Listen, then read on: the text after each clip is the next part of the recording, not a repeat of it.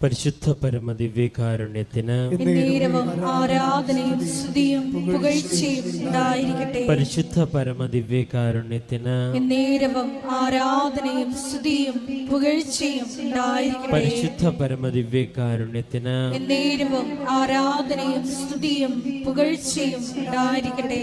നമുക്ക് വിശ്വാസത്തോടും പ്രത്യാശയോടും കൃപാസനം പ്രത്യക്ഷീകരണ മധ്യസ്ഥ പ്രാർത്ഥന ഏറ്റുചൊല്ലാം. അമ്മേ പരിശുദ്ധ അമ്മേ, അമ്മേ പരിശുദ്ധ അമ്മേ, ദൈവമാതാവേ, കൃപാസനത്തിലൂടെ ഞങ്ങൾക്കും ഞങ്ങളുടെ ദേശത്തിനും അമ്മ മാധ്യസ്ഥം തേടിത്തന്ന എല്ലാ അനുഗ്രഹങ്ങൾക്ക് കൃപകൾക്കും ഞങ്ങളിപ്പോൾ ഹൃദയം നിറഞ്ഞ നന്ദി പറയുന്നു. നമുക്ക് സ്തുതിച്ച് പ്രാർത്ഥിക്കാം. ഹല്ലേലൂയ, ഹല്ലേലൂയ, ആരാധന. കർത്താവേ, സാന്നിധ്യം പ്രകടമാകുവാൻ ഞങ്ങളെ തന്നെ ഒരുക്കുവാൻ ഞങ്ങളെ സഹായിക്കണമെന്ന് പ്രാർത്ഥിക്കുന്നു. ദിവ്യകാരുണ്യത്തിന്റെ അഭിഷേകം സ്വീകരിക്കുവാൻ ഞങ്ങളെ അങ്ങ് സഹായിക്കണമെന്ന് പ്രാർത്ഥിക്കുന്നു. ഹല്ലേലൂയ,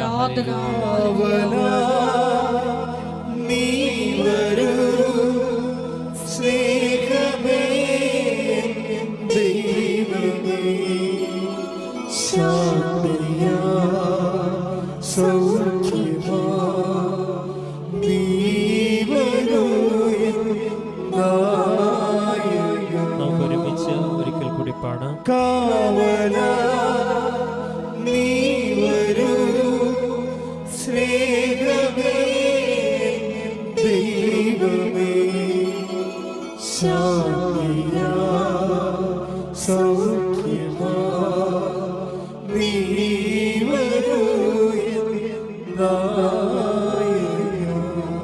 പരിശുദ്ധ പരമദിവ്യകാരുണ്യത്തിന് ആരാധനയും സ്തുതിയും പുകഴ്ചയും ഉണ്ടായിരിക്കട്ടെ. പരിശുദ്ധ പരമദിവ്യകാരുണ്യത്തിന് ആരാധനയും സ്തുതിയും പുകഴ്ചയും ഉണ്ടായിരിക്കട്ടെ. പരിശുദ്ധ പരമദിവ്യകാരുണ്യത്തിന് ആരാധനയും സ്തുതിയും പുകഴ്ചയും ഉണ്ടായിരിക്കട്ടെ. അമ്മേ പരിശുദ്ധ അമ്മേ, പരിശുദ്ധ അമ്മേ, ദൈവമാതാവേ, 2004 ഡിസംബർ 7-ാം തീയതി ഉച്ച കഴിഞ്ഞ് 2:30 കൃപാസനത്തിൽ സംഭവിച്ച അമ്മയുടെ പ്രത്യക്ഷപ്പെടലിനെ കുറിച്ച് തിരുസഭയ്ക്ക് സമർപ്പിച്ചിരിക്കുന്ന പഠനരേഖകളുടെ മേൽ വസ്തുനിഷ്ഠവും ദൈവശാസ്ത്ര വിധിപ്രകാരമുള്ളതുമായ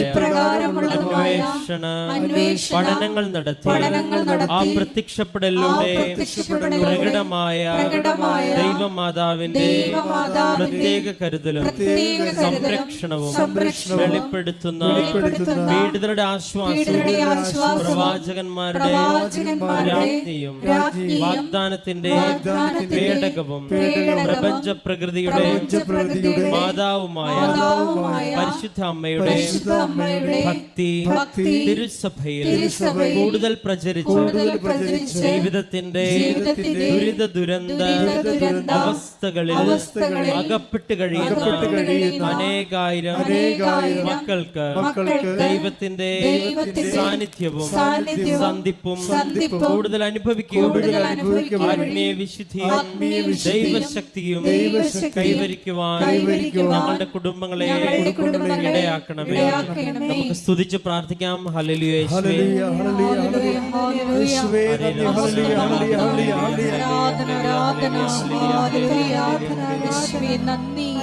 നീ ആലയത്തിലായിരിക്കുന്ന ഓരോ വ്യക്തികളും അവരുടെ നിയോഗങ്ങളിലൂടെ പരിശുദ്ധമ്മയുടെ പ്രത്യക്ഷീകരണത്തിന്റെ സാക്ഷികളായി തീരുവാൻ, നിയോഗങ്ങൾക്കും അപ്പുറം നിത്യനായ ദൈവത്തെ തിരിച്ചറിയുവാൻ, അഭിഷേകത്തോടെ ജീവിക്കുവാൻ, ക്രിസ്തു കൈമാറ്റത്തിൽ ജ്വലിച്ച സാക്ഷികളായി തീരുവാൻ ആശീർവദിക്കണമേ എന്ന് ഞങ്ങൾ പ്രാർത്ഥിക്കുന്നു. ഹല്ലേലൂയ. നീ വരൂ സ്നേഹമേ ദൈവമേ, ശാന്തിയാ സൗഖ്യമാ നീ വരൂ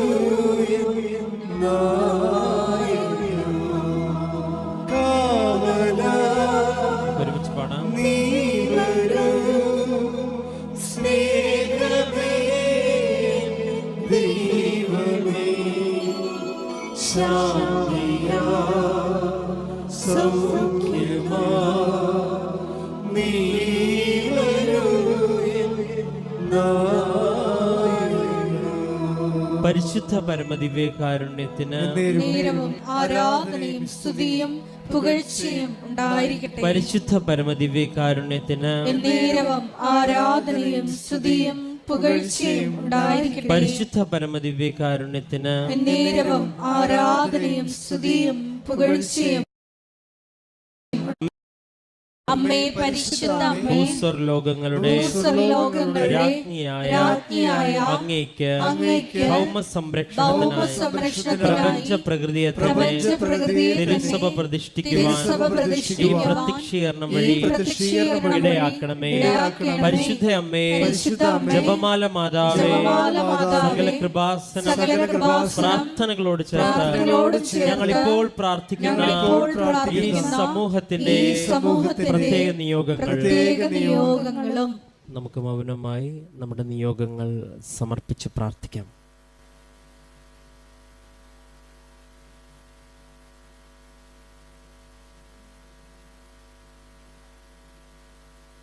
അമ്മയുടെ പ്രത്യക്ഷീകരണത്തിന്റെ ഈ അനുഗ്രഹവേളയിൽ ഞങ്ങൾക്ക് സാധിച്ചു തരുവാൻ നമുക്ക് സ്തുതിച്ച് പ്രാർത്ഥിക്കാം. ഹല്ലേലൂയ, ഹല്ലേലൂയ, യേശുവേ ആരാധന.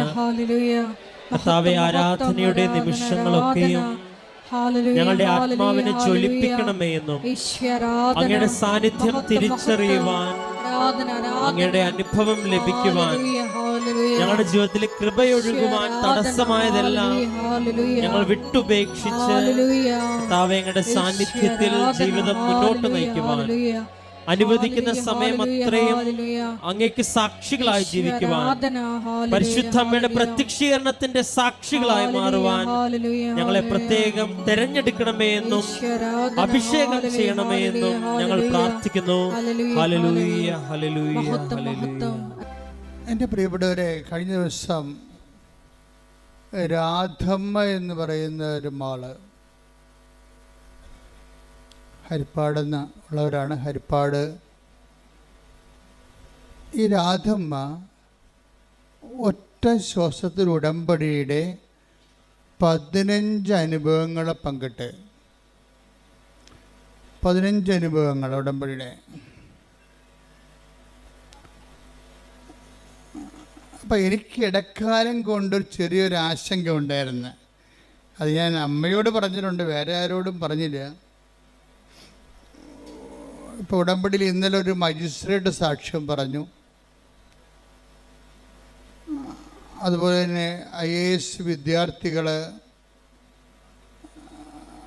അവർ പാസ്സായതിനു ശേഷം വന്ന് സാക്ഷ്യം പറയും. IIM-കാർ സാക്ഷ്യം പറയും. IIT-കാർ സാക്ഷ്യം പറയും. അപ്പോൾ ഇങ്ങനെയുള്ള വലിയ എഡ്യൂക്കേഷൻ അക്കാഡമിഷ്യൻസൊക്കെ വന്ന് സാക്ഷ്യം പറയുമ്പോൾ എനിക്കൊരു ആശങ്ക ഉണ്ടായിരുന്നു. അതായത് കാലക്രമത്തിൽ ഇത് വലിയ വിദ്യാഭ്യാസമുള്ളവരുടെ വിഷയങ്ങൾ മാത്രം അഡ്രസ്സ് ചെയ്യുന്നൊരു പ്രാർത്ഥനയായിട്ട്, പദ്ധതിയായിട്ട് ഇത് മാറുമോ? കാര്യം അതൊരു ക്രിമിലേറെ വരത്തുള്ളൂ. ഒരു സമൂഹത്തിൽ 5% അക്കാഡമിഷ്യൻസ് വരത്തുള്ളൂ. ബാക്കി ഒരു 70%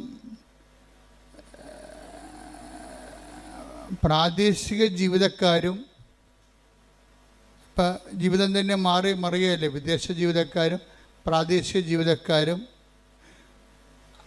അതിപ്രാദേശിക ജീവിതക്കാരുണ്ട്. വാർഡ് ജീവിതക്കാർ, പഞ്ചായത്ത് വാർഡിൽ നിന്ന് അവർ പുറത്ത് പോകത്തില്ല. ആ വാർഡിൽ ജനിച്ച് വാർഡിൽ ജീവിച്ച് വാർഡിൽ മരിച്ചു പോകും. അതാണ് നമ്മുടെ സാധാരണ മനുഷ്യർ. ഈ വാർഡിൽ ജനിച്ച് ജീവിച്ച് പോകുന്ന ആൾക്കാരുണ്ട്. അപ്പോൾ ഈ ഞാൻ പണ്ട് ഒക്കെ അഡ്രസ്സ് ചെയ്തിരുന്നതെല്ലാം അത്തരം ആൾക്കാരെയായിരുന്നു. കാര്യം അവരുടെ ജീവിതത്തിൽ അവരുടെ ഒരു വേർപ്പിലും വേദനയിലും അവർക്ക് ഒരു കൈത്താങ്ങ്, ഒരു കൈ പിടിച്ചു കൊടുക്കുക. നീ വിളിച്ചപേക്ഷിക്കുന്ന ദൈവം നിൻ്റെ കൂടെ തന്നെ ഉണ്ട് എന്ന് മനസ്സിലാക്കി കൊടുക്കുക. അപ്പോഴങ്ങനെ വന്നപ്പോഴെന്താ സംഭവിച്ചെന്ന് വെച്ച് കഴിഞ്ഞാൽ, ഇൻ്റലക്ച്വൽസും എഡ്യൂക്കേഷണലിസ്റ്റും അക്കാഡമിഷ്യൻസും അഡ്രസ്സ് ചെയ്യാൻ പറ്റാത്തൊരു കാലം ഉണ്ടായിരുന്നു. ഉടമ്പടി വന്നപ്പോൾ ഉടമ്പടി ഒരു ടെക്നിക്കൽ പ്രെയർ ആയത് കാരണം വളരെ ശാസ്ത്രീയമായിട്ട് അതിൻ്റെ ആന്തരികമായ അതിൻ്റെ ചേരുവകൾ, ഫോർമുലയൊക്കെ മനസ്സിലാക്കി ഷാർപ്പ് ഷൂട്ട് ചെയ്താൽ അപ്പോൾ തന്നെ ഷോട്ട് ഡൗൺ ആകും അത്. അപ്പം അതുകൊണ്ട് ഈസിയാണ് കാര്യം. ഈസിയാണെന്ന് വെച്ച് കഴിഞ്ഞാൽ ഇന്നത് ചെയ്താൽ ഇന്ന ഫലമൊന്നുണ്ട്. അല്ലാതെ ഒരു പ്രാർത്ഥനാ ജീവിതത്തിലുള്ള ഒരു ഹൈപ്പോത്തറ്റിക്കൽ സിറ്റുവേഷൻസ് ഉടമ്പടി വളരെ തന്ത്രപൂർവ്വം എലിമിനേറ്റ് ചെയ്യുന്നുണ്ട്. അപ്പോൾ പ്രാർത്ഥിക്കുന്ന ആൾക്കാരുടെ ഒരു ഇത് പ്രെയർഫുൾ അതായത് പബ്ലിക് പ്രാർത്ഥിക്കുന്ന പൊതുജനത്തെ സംബന്ധിച്ചിടത്തോളം അവർക്കുണ്ടാകുന്ന ഒരു കൺഫർട്ടേഷൻ, അവരുടെ അംബിഗ്വിറ്റി ഉണ്ട് അവർക്ക്. എന്ന് വെച്ചാൽ ഒരു എന്താണ്, ദൈവം കേൾക്കുമായിരിക്കും, കേട്ടാൽ കൊള്ളാം എന്നുള്ള രീതിയിൽ അവർക്കൊരു ഉറപ്പില്ല. കാര്യം അവർ ചില സമയത്ത് അവർക്ക് ഞങ്ങൾ വിശ്വസിക്കുന്ന വിഷയത്തിൽ ഈ രീതിയിൽ പ്രാർത്ഥിച്ചാൽ ദൈവം കേൾക്കുമോ, അല്ലെങ്കിൽ ഈ ഒരു സമയത്ത് എങ്ങനെയാണ് പ്രാർത്ഥിക്കേണ്ടത്, ഇങ്ങനെ പ്രാർത്ഥിച്ചാൽ മതിയോ, അതൊരു ആധ്യാത്മിക ആശങ്കകളാണ്. ഇപ്പം ഞാൻ ഈ വർഷങ്ങൾ 10-21 ലക്ഷത്തോളം ആൾക്കാർ നേരിട്ട് അവരുടെ സങ്കടങ്ങളൊക്കെ കഴിഞ്ഞ 10-35 വർഷമായിട്ട് കേട്ടപ്പോൾ പൊതുജനത്തിൻ്റെ ആധ്യാത്മിക ആശങ്കകളെക്കുറിച്ച് എനിക്ക് ഏകദേശ ധാരണയുണ്ട്.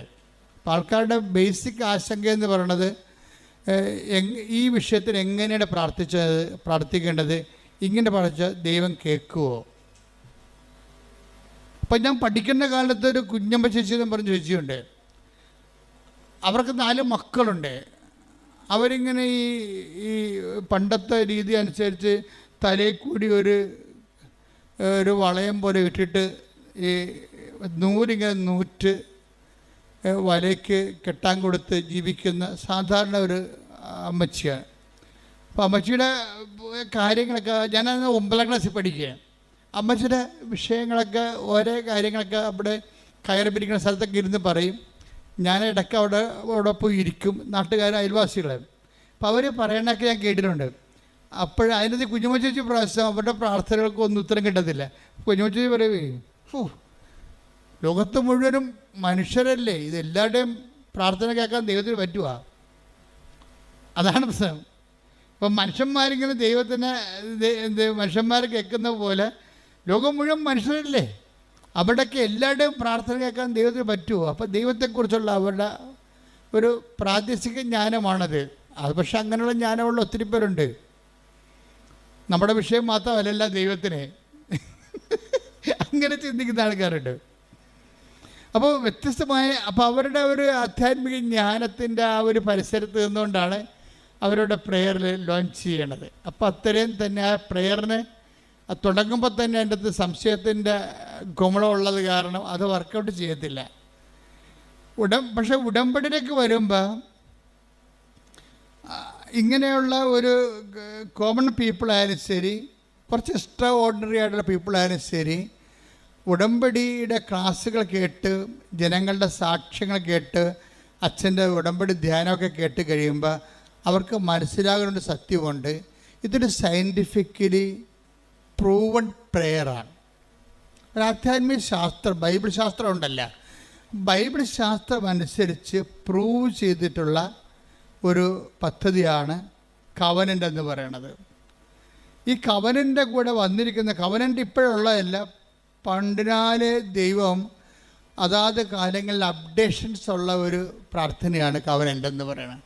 അപ്പോൾ കവനൻ്റെ ഒരു ഹിസ്റ്ററി ഓഫ് കവനൻ്റ് അല്ലെങ്കിൽ ഇവോൾവിങ് ഒരു പരിണാമം, കവനൻ്റ് ഉടമ്പടി ദൈവശാസ്ത്രത്തിൻ്റെ പരിണാമങ്ങളിലേക്ക് പോയി കഴിഞ്ഞാൽ നമുക്ക് മനസ്സിലാകും ഇത് ഘട്ടം ഘട്ടമായി കാലത്തിനൊപ്പം അപ്ഗ്രഡേഷൻ സംഭവിച്ചിട്ടുള്ളതാണ് ഉടമ്പടിയിൽ. നമ്മുടെ ഈ കാലത്ത് വന്നപ്പോൾ ഇവിടെ ദൈവത്തിൻ്റെ ഒരു പ്രധാനപ്പെട്ട വിഷയം, ഇത് ദൈവത്തിൻ്റെ ഒരു വിഷയമായി മാറി. ഇപ്പോൾ യേശു ക്രിസ്തുവിൻ്റെ എല്ലാ പ്രവർത്തനങ്ങളും ക്രിസ്തുവിൻ്റെ വിഷയമല്ലായിരുന്നു. പിതാവായ ദൈവത്തിൻ്റെയും പുത്രനായ ദൈവത്തിൻ്റെയും പരിശുദ്ധാത്മാവായ ദൈവത്തിൻ്റെയും ത്രിയേക ദൈവത്തിൻ്റെ പൊതുവിഷയമായിരുന്നു യേശു ക്രിസ്തുവിൻ്റെ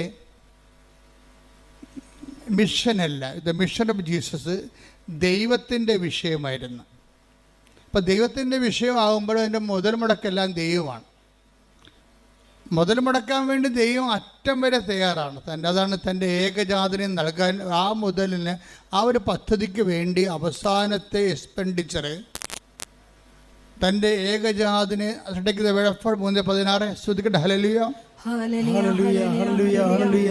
യേശുവേ നന്ദി, യേശുവേ സ്തുതി. ഹല്ലേലൂയ ഹല്ലേലൂയ ഹല്ലേലൂയ ഹല്ലേലൂയ. യേശുവേ മഹത്വം, മഹത്വം, ആരാധന. യോഹന്നാൻ 3:16. എന്തെന്നാൽ അവനിൽ വിശ്വസിക്കുന്ന അവനിൽ വിശ്വസിക്കുന്ന ഏവനും നശിച്ചു പോകാതെ നിത്യജീവൻ പ്രാപിക്കുന്നതിന് വേണ്ടി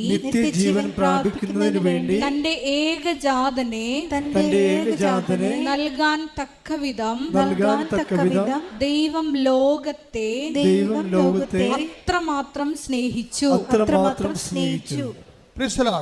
അപ്പോൾ ദൈവം ലോകത്തെ അത്രമാത്രം സ്നേഹിച്ചത് കൊണ്ട് തൻ്റെ ഏകജാതനെ മുഴുവനായിട്ട് വരെ നൽകാൻ അതിൻ്റെ ക്യാപിറ്റൽ അതാണ്. രക്ഷാകര പദ്ധതിയുടെ ക്യാപിറ്റൽ എന്ന് പറയുന്നത് ഏകജാതനെ മുഴുവനും കൂടി നൽകിയ പാപത്തിന് പരിഹാരം ചെയ്യേണ്ടി വന്നപ്പോൾ അതിന് പോലും ദൈവം ചെലവഴിച്ചതാണ്. അപ്പോൾ ആ ദൈവത്തിൻ്റെ ആ ചെലവഴിക്കൽ നിന്നാണ് ക്രിസ്തുശാസ്ത്രം രൂപപ്പെട്ട് വരണത്. പ്രായോഗിക ജീവിതബന്ധിയായ ക്രിസ്തുശാസ്ത്രം. ഇപ്പോൾ ഒരു അക്കാഡമിക് ക്രിസ്തുശാസ്ത്രമുണ്ട്, പക്ഷെ ഒരു കാലബന്ധിയായ ഒരു ക്രിസ്തുശാസ്ത്രമുണ്ട്.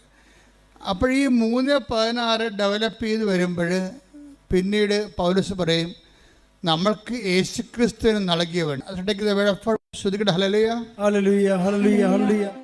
റോമ 8:32. റോമ 8:32. സ്വപുത്രനെ പോലും ഒഴിവാക്കാതെ പറഞ്ഞേ, സ്വപുത്രനെ പോലും ഒഴിവാക്കാതെ നമുക്കെല്ലാവർക്കും വേണ്ടി അവനെ ഏൽപ്പിച്ചു തന്നവൻ അവനോട് കൂടെ സമസ്തവും നമുക്ക് ദാനമായി നൽകാതിരിക്കുമോ? അവിടെ അതിൻ്റെ ഒത്തിരി വാക്കുകൾ ദൈവത്തിൻ്റെ തനത് മൈൻഡ് വെളിപ്പെടുത്തുന്നുണ്ട്. അതായത് ഈ റോമ 8:32 യോഹന്നാൻ 3:16 തമ്മിൽ ലിങ്ക് ആയിരിക്കണം. എന്താണ് 3:16 എന്താ പറയണത്? തൻ്റെ ഏകജാതനെ നൽകാൻ തക്കവിധം ദൈവം അത്രമാത്രം നമ്മളെ ലോകത്തെ സ്നേഹിച്ചു. അപ്പൊ ദൈവത്തെ ഈ എന്തുകൊണ്ടാണ് ദാനമായിരിക്കണം മനസ്സിലാക്കണം. ഉടമ്പടി വർക്ക് ചെയ്യണത് നോട്ട് ബൈ മെറിറ്റിലാണ്, പിന്നെന്താണ്? But by grace. അപ്പം മനുഷ്യൻ്റെ ജീവിതത്തിൻ്റെ എല്ലാ വിഷയങ്ങളിലും ഇപ്പം നിങ്ങൾക്കൊരു സ്റ്റാൻഡേർഡ് ഉണ്ടാകുമല്ലോ അല്ലേ? നിങ്ങളുടെ ഒരു വാല്യൂ അല്ലെങ്കിൽ നിങ്ങളുടെ ഒരു കഴിവ്. പക്ഷെ നമ്മളുടെ കഴിവും നമ്മുടെ ജീവിതവും തമ്മിൽ ഒരു കാലത്തും പൊരുത്തപ്പെടത്തില്ല. എന്താ കാര്യം? നമ്മളുടെ ജീവിതത്തിൻ്റെ വെല്ലുവിളി നമ്മുടെ കഴിവിനേക്കാൾ എപ്പോഴും മുകളിലായിരിക്കും. അതെപ്പോഴും എങ്ങനെയുണ്ട്? ലൈഫ് സെറ്റിൽ ചെയ്തിരിക്കുന്നതും ലൈഫ് ഇവോൾവ് ചെയ്തിരിക്കുന്നതും ജീവിതം ആയിത്തീർന്നിരിക്കുന്നതായിട്ടുള്ള അവസ്ഥ എന്ന് വെച്ച് കഴിഞ്ഞാൽ എപ്പോഴും നമ്മുടെ കഴിവിനേക്കാളും ഉപരിയായിരിക്കും നമ്മൾക്ക് കൈകാര്യം ചെയ്യേണ്ട വിഷയം. കഴിഞ്ഞ ദിവസത്തിൽ ഒരു മജിസ്ട്രേറ്റിൻ്റെ സാക്ഷ്യം എന്താ അറിയാമോ? മജിസ്ട്രേറ്റ് വക്കീലാണ്, അവർ പ്രാക്ടീസിങ് വക്കീലാണ്. ഈ ബാരിസ്റ്ററെ ശരിക്കും അവർക്ക് ഇപ്പോൾ ഒരു മജിസ്ട്രേറ്റിൻ്റെ എക്സാം വന്നു. അപ്പോൾ ഹൈക്കോടതിയുടെ എക്സാമാണ്. ഹൈക്കോടതിയുടെ എക്സാം ശരിക്കും വളരെ പാടുള്ളതാണ്. അവർ പറഞ്ഞ സങ്കീർണമാണ്. പല പല സെക്ഷൻസ് ഉണ്ട്. ആ പരീക്ഷകളെല്ലാം എഴുതിയിട്ടാണ് പിന്നീട് അവർ മജിസ്ട്രേറ്റായിട്ട് അവർ ജയിച്ചാൽ മാത്രമേ മജിസ്ട്രേറ്റിലേക്ക് പിന്നെ അവർക്ക് പരിശീലനത്തിന് പോകാൻ പറ്റത്തുള്ളൂ. പക്ഷേ എന്താ പ്രശ്നം വെച്ചാൽ ഇവർക്കൊരു കോൺഫിഡൻസ് ഉണ്ട്. എപ്പോഴും നമ്മൾ ശ്രദ്ധിക്കേണ്ടത് ഈ കോൺഫിഡൻസ് ആണ് ഫസ്റ്റായിട്ട്. നമ്മൾ ദൈവത്തിൻ്റെ സന്നിധാനത്തിൽ വരുമ്പോൾ ആദ്യത്തെ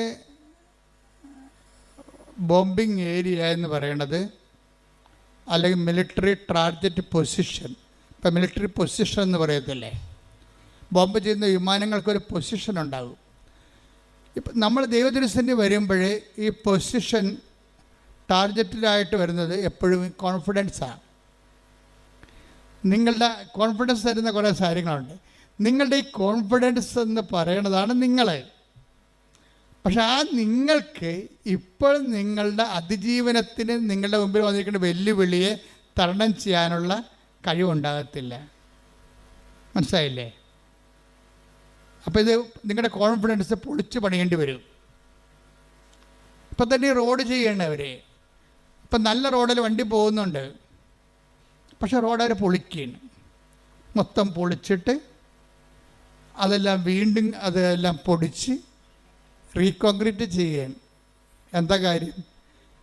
അവർക്ക് ഗ്യാരണ്ടി ഉണ്ട്, അടുത്ത ഒരു 50 കൊല്ലത്തേക്ക് തലമുറകൾ കോടിക്കണക്കിന് വാഹനം ഓടേണ്ടതാണ്. അതനുസരിച്ച് ഈ റോഡ് അതിന് പറ്റത്തില്ല, അതുകൊണ്ട് അവർ പൊളിക്കുകയാണ്. ദൈവം ചെയ്യേണ്ടത് ഏതാണ്ട് ഇതേ പരിപാടിയാണ്. നിങ്ങളുടെ കോൺഫിഡൻസ് ആദ്യം പൊളിക്കും. കോൺഫിഡൻസിൻ്റെ ഓരോ ഏജൻറ്റ് നോക്കിയാൽ മതി, പണി വരാൻ പോണത് എവിടെയാണെന്നൊക്കെ അറിയാൻ പറ്റും. ഒന്നെങ്കിൽ നമ്മുടെ ആരോഗ്യമായിരിക്കും. പരമാവധി പണി ആദ്യം കിട്ടാൻ സാധ്യതയുള്ളത് ബോഡിയിലാണ്. ബോഡി എപ്പോഴും നിങ്ങൾ ശ്രദ്ധിച്ച് പ്രാർത്ഥനാപരമാക്കുകയാണ്. പിന്നെ കിട്ടാൻ പോകുന്നത്, പിന്നെ ബോംബ് വീഴാൻ സാധ്യതയുള്ളത് കോമ്പറ്റീഷനിലാണ് വരണത്. നിങ്ങൾ ചിലപ്പോൾ സ്കൂളിൽ റാങ്കാകാം. സ്കൂളിൽ റാങ്കായി കഴിയുമ്പോൾ ടീച്ചർമാർ പറയും നിങ്ങൾ സ്കൂളിൻ്റെ അഭിമാനമാണോ ആന കൂന എന്നൊക്കെ പറയുമ്പോൾ നിങ്ങൾക്ക് മാലയൊക്കെ ഇതിട്ട് ബൊക്കൊക്കെ തന്ന് വിടും. കോളേജ് ചെല്ലുമ്പോൾ നിങ്ങൾ എല്ലാ വിഷയത്തിലും പൊട്ടിപ്പോകും. എന്താ കാര്യം? സ്കൂളിൽ നിങ്ങൾ കിങ് ആയതുകൊണ്ടാണ് അങ്ങനെ സംഭവിക്കുന്നത്. കോൺഫിഡൻസ് ഉണ്ട് നിങ്ങൾ. ഈ കോൺഫിഡൻസ് വെച്ചുകൊണ്ട് കോളേജിൽ നിങ്ങൾ പഠിക്കാതിരിക്കും, അല്ലെ ക്ലാസ് കട്ട് ചെയ്യും.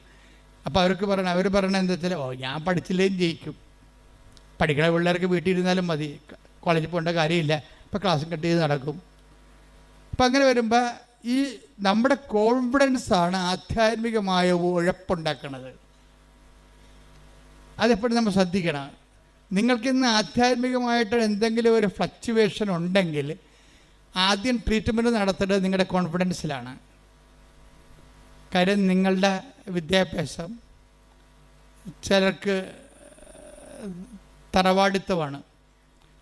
എന്താണ് അതായത് ഇപ്പോൾ ഒരു ജോലിയുണ്ട്, ജോലി വന്നിട്ടുണ്ട്, അത് ഇതിലാണ് വന്നിരിക്കുന്നത്, ട്രാൻസ്പോർട്ട് ബസ് കണ്ടക്ടറാകാനുള്ള ജോലിയാണ്. അപ്പോൾ ഇവരെ പെറ്റ് വീണ കാര്യത്തിൽ തന്നെ IAS എടുപ്പിച്ചാണ് മാതാപിതാക്കന്മാർ വളർത്തുന്നത്. എൻ്റെ മകൾ വളർന്ന് കളക്ടറാകുമെന്നും പറഞ്ഞല്ലേ, പേരിടുമ്പോൾ തന്നെ അവൾ കളക്ടറാകും. ഈ കുഞ്ഞ് ഞാൻ കളക്ടറാകും എന്ന് പറഞ്ഞുകൊണ്ട് ഇരുന്ന് അവസാനം ഒരു വണ്ടിക്കും കയറി പോകത്തില്ല. വന്ന വണ്ടി പോകും. ഞാൻ കളക്ടറിൻ്റെ വണ്ടി വരാതിരിക്കില്ല, കളക്ടറിൻ്റെ വണ്ടി വരാൻ കഴിയും. അവസാനം തെണ്ടിപ്പെറുക്കി പട്ടിണിയായി കയറി നാല് കഴിയുമ്പോഴാണ് വല്ല വണ്ടിയും കയറി പോയാൽ മതി, അപ്പം കാലം കഴിഞ്ഞു പോകും. ഇങ്ങനെ എന്തോ അടിച്ചേൽപ്പിച്ച ആത്മവിശ്വാസങ്ങളുണ്ട് ആൾക്കാർക്ക്. ആരോ അടിച്ചേൽപ്പിച്ച വിശ്വാസം. നീ കളക്ടർ വരെ കുന്തമില്ല, നിൻ്റെ കഴിവനുസരിച്ച് നീ അധ്വാനിക്കുക, ബാക്കി ദൈവം ക്രമീകരിക്കും. മനസ്സിലായ?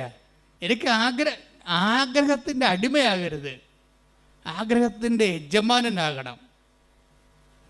മനസ്സിലായില്ലേ? ആഗ്രഹത്തിൻ്റെ അടിമയായിട്ട് നീ ഒരു ലക്ഷ്യം വെച്ചിട്ട് അതിൽ നിന്ന് തന്നെ പിടിച്ചുകൊണ്ട് നിൽക്കുകയാണ്. ഞാൻ ചില ഈ 12 പ്രാവശ്യമൊക്കെ OIT എഴുതുമ്പോൾ പറഞ്ഞു എൻ്റെ മകളെ 12 പ്രാവശ്യമായി. ആരോ പറഞ്ഞ് നിൻ്റെ തലയെ കയറ്റിയതാണ്, നീയും കെട്ടിയനും കൂടി കാനഡയിൽ താമസിക്കുമെന്ന്. അപ്പോൾ അതിൻ്റെ സ്വപ്നം കൊണ്ട് നടക്കുകയാണ് ശരിക്കും. ഞാനിതിനൊന്നും എതിർക്കണില്ല. പക്ഷേ യാഥാർത്ഥ്യ ബോധം എന്ന് പറയണത് ഇറ്റ് ഈസ് നോട്ട് കോമൺ. അതൊരു കോമൺ സെൻസാണ് വേണ്ടത്. കോമൺ സെൻസ് ഒന്നും ഇപ്പോൾ കോമൺ അല്ലെന്നല്ലേ പറയണത്. യാഥാർത്ഥ്യബോധം, ഏറ്റവും കൂടുതൽ യാഥാർത്ഥ്യബോധം കുറവുള്ളത് പെൺപിള്ളേർക്കാണ്. ഞാൻ ഇത്രയും നാൾ വന്നിട്ടുള്ള യാത്രയിൽ എനിക്ക് മനസ്സിലാക്കി ഏറ്റവും കുറവ് യാഥാർത്ഥ്യബോധമുള്ളത് പെൺപിള്ളേർക്കാണ്. അവർ ഒന്ന് പറഞ്ഞാലും മനസ്സിലാകത്തില്ല. അവർക്ക് ഒന്ന് പറഞ്ഞാൽ മനസ്സിലാകത്തില്ല. എന്ന് വെച്ചാൽ നിങ്ങൾ ഡിഗ്രഡേറ്റ് ചെയ്യണമെന്നല്ല ഞാൻ പറയണത്. നിങ്ങൾ ഒരു സാമാന്യ ബുദ്ധി ഈ വിഷയത്തിൽ കാണിക്കണം. കലിബർ, കടന്നു വന്നിട്ടുള്ള മാർഗങ്ങൾ, അല്ലാതെ ഓരോരുത്തരും പോയി അവരെപ്പോലെ ആകാൻ വേണ്ടി തവള ആനയെപ്പോലെ വീർപ്പിക്കാൻ നിൽക്കരുത്. കാര്യം തവള വീർത്താലും ആന വീർത്താലും കുറച്ച് കഴിയുമ്പോൾ ഇതെല്ലാം ചത്ത് പിരിഞ്ഞ് മണ്ണോടായി തീരും. നമ്മളെപ്പോഴും ശ്രദ്ധിക്കേണ്ടത് ഉറപ്പ് വരുത്തേണ്ട ഒരു സാധനം മാത്രമേ ഉള്ളൂ. എന്താണ്? ദൈവം. നിന്നോട് കൂടെയുള്ള ദൈവത്തിൻ്റെ സാന്നിധ്യമാണ് നീ ഉറപ്പ് വരുത്തേണ്ടത്. ഇപ്പം നീ എന്താ ചെയ്യണമെന്നറിയാവോ?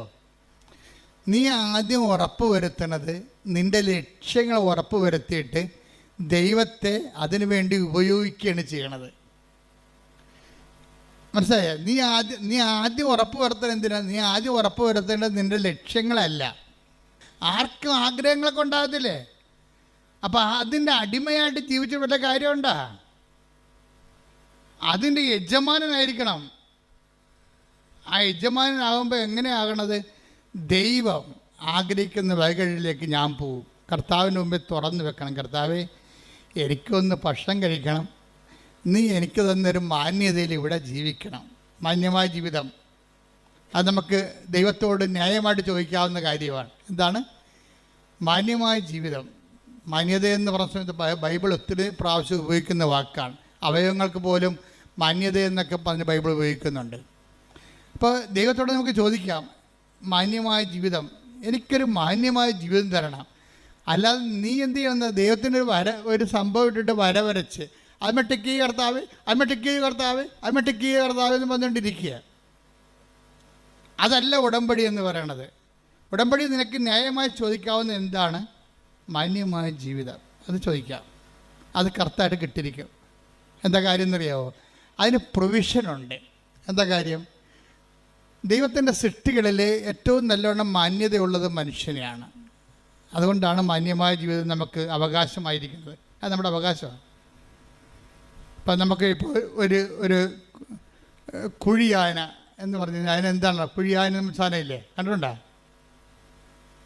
അപ്പം അത് പോകുമ്പോൾ അതിനെ ഉറുമ്പിട്ട് കൊടുക്കുമ്പോൾ അതുടനെ അതിനെ അടിച്ച് മണ്ണ് തെറിപ്പിച്ചിട്ട് അതിന് കുഴിയിലാണ് താമസിക്കണത്, അല്ലേ? കുഞ്ഞു കുഴിയിലാണ് താമസിക്കുന്നത്. പക്ഷെ ആന താമസിക്കുന്നത് എവിടെയാണ്? കൊട്ടിലാണ് താമസിക്കുന്നത്. അപ്പോൾ കുഴിയും കൊട്ടിലും തമ്മിൽ വ്യത്യാസമില്ലേ? അപ്പം ആനക്കൊരു മാന്യതയുണ്ട്. അതുകൊണ്ടാണ് കൊട്ടിൽ വരണത്. കുഴിയാനക്കയുടെ മാന്യതേനെ കുഴിയിൽ താമസിക്കണം.